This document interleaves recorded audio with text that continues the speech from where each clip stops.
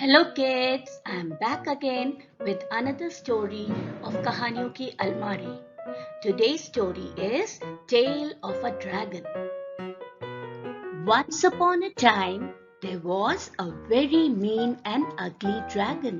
He used to go to the human world and take children from their beds while they were sleeping. He would swallow them and keep them inside his stomach. The poor children would cry and ask to be let out, but the dragon never listened.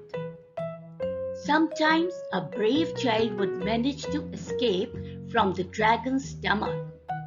There was a little girl named Susie who had heard about this evil dragon. She wanted to see if the stories were true. So one night she hid under her sister's bed, waiting for the dragon to come and take her. The dragon silently through the city, ready to snatch his midnight snack. When Susie saw him, she was shocked by how ugly he was. His mouth was dripping with drool, and he was about to grab her sister. Susie quickly jumped onto the dragon's head and held onto his smelly ear tightly so she wouldn't fall off.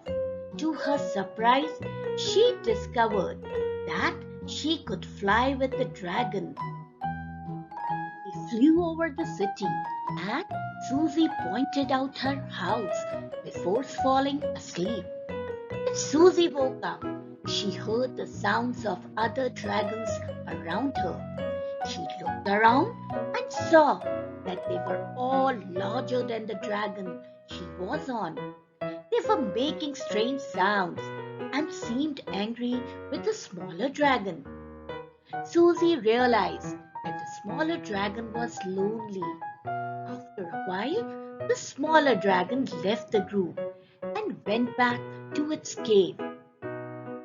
Susie followed and was shocked to see how dirty and disgusting the dragon's cave was. The smell was terrible. She felt sorry for the dragon and called out him, saying she might be able to help. The dragon looked at her with sorrow and anger in his eyes. He tried to eat her, but she fainted just in time. When Susie woke up, the dragon was apologizing and crying. She assured him that everything was okay.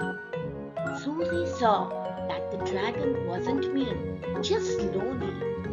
She understood that the dragon had experienced a lot of sadness and had lost his family and friends. Susie had an idea to help him. She suggested becoming his friend and convincing him to release all the children he had swallowed. The dragon thought about it and agreed. Susie was thrilled, not only for herself and the children, but also for the dragon. The dragon brought all the children back home and dropped Susie at her house, asking her to visit him soon. As Susie entered her house, she saw the dragon flying away with a big smile on his face. Her parents asked where she had been and what she had been doing.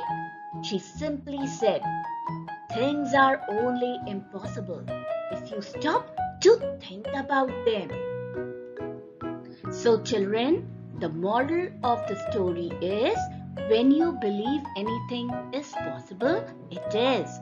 It always seems impossible until it is done.